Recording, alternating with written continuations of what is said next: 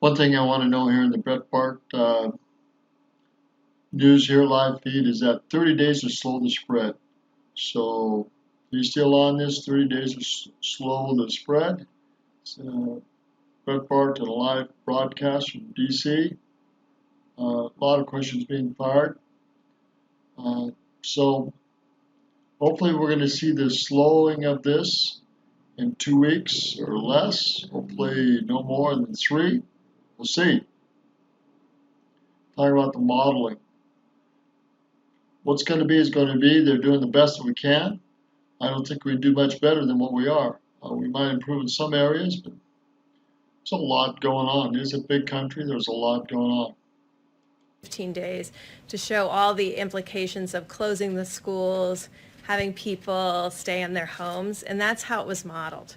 Stay in your homes, social distancing of 6 feet. So no one actually termed it a lockdown, as far as I remember.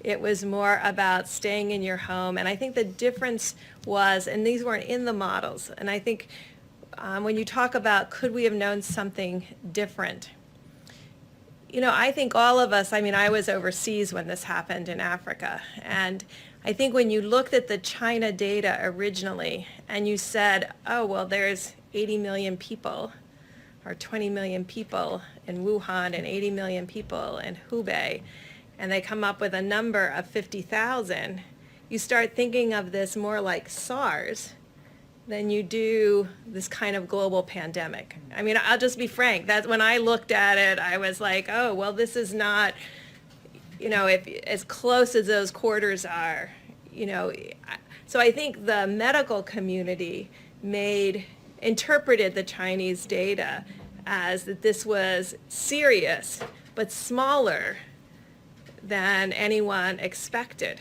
because I think probably we were missing significant amount of the data now that when we see what happened to Italy and we see what happened to Spain. And so what was modeled is not a lockdown. 2 countries did remove people from homes that were positive and put them in separate spaces. That also wasn't modeled, but it could be modeled. And so we could go back and ask the modelers about lockdown versus not lockdown, but what they modeled was people staying at home. I guess what I was asking is for best case scenario, since it says best case scenario is 100,000 people. I know you're trying to get that number even lower, but is best case scenario every state basically having lockdown behavior, not maybe actual lockdowns, but basically everyone staying in their homes. So if that's true, why not tell every state to do that? It's everybody social distancing by 6 feet when they're outside. And that is probably absolutely the key more than anything else, is if you're never within 6 feet of any single individual, then you've controlled the virus. There are different methods to get you to that point. And I think what I've heard from our president and our vice president is they trust the American people to understand that they can be outside, take walks, be 6 feet away from anyone else, and be in their homes. And we trust them to do that without having to lock down. And then, Mr. President, a question on ventilators. I just want to add, I think the one thing nobody really knew about this virus was how contagious it was. It's so incredibly contagious, and nobody knew that. This is like, I don't know that anybody's ever seen anything like this. Normally you'd have to get close and touch and this, a lot of things have to happen. This is just like, it's truly invisible and so contagious. And I don't think any doctor knew it at the time. I don't think anybody could have known it. People have not seen anything like this. Yeah, so a question about ventilators. You talked about the fact that you don't want to see states bidding against each other. The governor of New York, Andrew Cuomo, said that there should be a federal system where the federal government sets the price, the federal government distributes the ventilators. Why not have that kind of system? Why have this? Well, essentially we do. We've distributed thousands of ventilators, and we have now thousands of ventilators, and we're buying them at a good price, and we're actually making them by the thousands. We're making them. You saw yesterday where Ford is going to have a tremendous number. They're looking to make 100,000 ventilators. Ford has been great. General Electric Healthcare has been great. General Motors has come a long way. I have to be honest. They're working very hard. We're making thousands and thousands of ventilators. You know, at the end of this, and there will be, don't say I'm optimistic, because I don't want to, I wouldn't want to do that. But I am optimistic. I'm a very optimistic person. Let me tell you, we will have thousands of ventilators. And what I want to do is make sure that we always have plenty for the future. But then we want to help Italy and France and other countries that you don't even know about yet with all of the problems they have. Because ventilators are very tough to come by. They're very hard to make. They're very complicated. They're very expensive. Yeah, please. Is Governor Cuomo mistaken? You could go ahead. Go ahead. Is Governor Cuomo mistaken when he's saying? Well, that I don't know. he I can't take your interpretation of what he said. I don't know what he said. I think he's been reasonably generous considering he's a Democrat, and I think he'd like to run for president. So I think he's been pretty generous under those circumstances. But he's been very generous to me. Look, I got him ships, I got him hospitals, I got him a lot of things that he never thought he had pay dirt, okay? And I've been very generous on ventilators. If you look, they had 2,000 and 4,000. They had thousands of ventilators in his warehouse, in their warehouse, waiting to be picked up. They never picked them up. So I'd have to hear it from him, face to face. Do you want to, and how about one more, and we'll see you tomorrow. Is that okay? Don't say that I cut it short. They'll say he, that's right, it could be almost tomorrow. But you know what? In the meantime, I'm sure people are enjoying it. No, I will say this. It's an incredibly dark topic, an incredibly horrible topic, and it's incredibly interesting. That's why everybody is, they're going crazy. They can't get enough of it, and they want to be careful. And I guess they're studying it for themselves. They're studying if they get it. A lot of people have it. A lot of people are positive, and they hope for the best. Because when this gets the wrong person, meaning a person that qualifies, generally speaking, under the list, it is ravaging. It is horrible. Go ahead. How about you in the back? Thank you. Is there any data to suggest that you're going to see a second wave at the point at which these stay-at-home orders, these lockdowns? Well, if we do see a second wave, because I've heard Dr. Fauci answer this question, if we do, we're going to be, I think, very well prepared. And the second wave won't be like the first wave. And with that, I better let him give you a little bit more to that answer, because I don't want to have him upset with me and say, I wish you would have answered that question. Come on, doctor. So when you talk about second wave, I think you really are talking about two different things that are a little bit different. So, for example, after the 30 days, if we get the mitigation that we hope will get us to the suppression that Dr. Birx was talking about, there's a danger if we don't continue to maintain that we have a resurgence right within the current outbreak. That's sort of a second wave, but it really is an exacerbation of the current wave.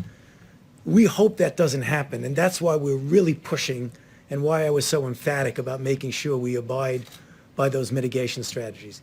The other aspect of a second wave is something that's just the nature of a virus that's, as the president said, highly transmissible and is going to be circulating in other parts of the world as we're going down, which I think we will, and I feel certain that we will.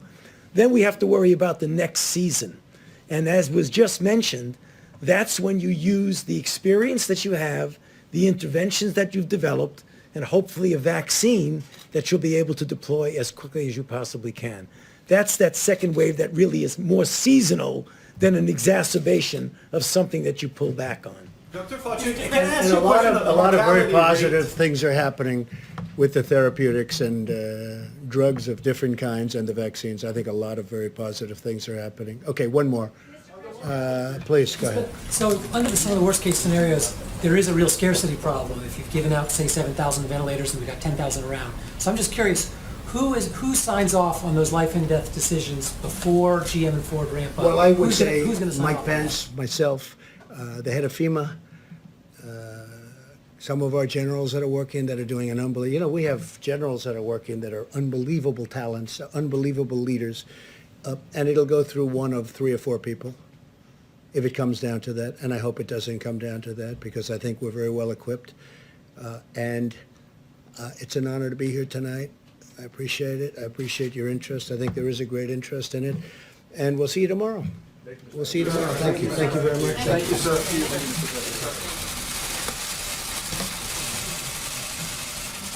Wow. I just can't believe the amount of pressure and leadership and quality of the team. They're doing the very best they can.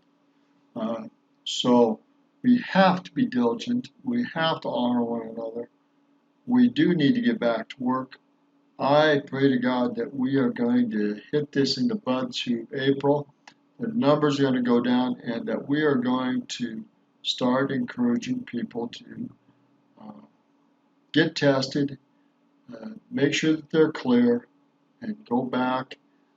They're not positive. They've cleared the tests, especially younger people. Make sure that they're tested. Make sure that they're okay. Then slowly get this group back to work, especially young people, and keep doing what we have to do to keep these numbers down. I think there's a lot more than what we know and understand. The doctor talked about a second season coming in, a seasonal season coming in. I think in the summer, when things warm up, it's going to be a lot less numbers. You see these numbers go down. But we still have to be diligent, but the system is in the place to really hit this. We need to get on vaccines. We need to get on other things. There's a lot going on. This is not a minor task. This is a national and a worldwide task. I'm sure there are many countries that would like to see our respirators, our equipment. We have to be careful with that. I'm sure there are many people that would like to have our medical equipment. We have to be careful with that. We have to build up our supplies, and we have to be ready for the next time this comes around or something like it. But I think that before this year's done, we're going to be there. We're Americans. We're going to be there. It is Roger Martin from Billings, Montana. Be wise, be prayerful, be diligent, and keep your social distance, and be wise with what you do, with your health and other things. I know in grocery shopping, I know in the marketplaces and places where they gather, we just have to be a little more wise and careful. Again, it's Roger Martin from Billings, Montana. Great leadership, I think, by Trump and other people working full time. Have a great day, and they'll continue this throughout this month and longer. Good day.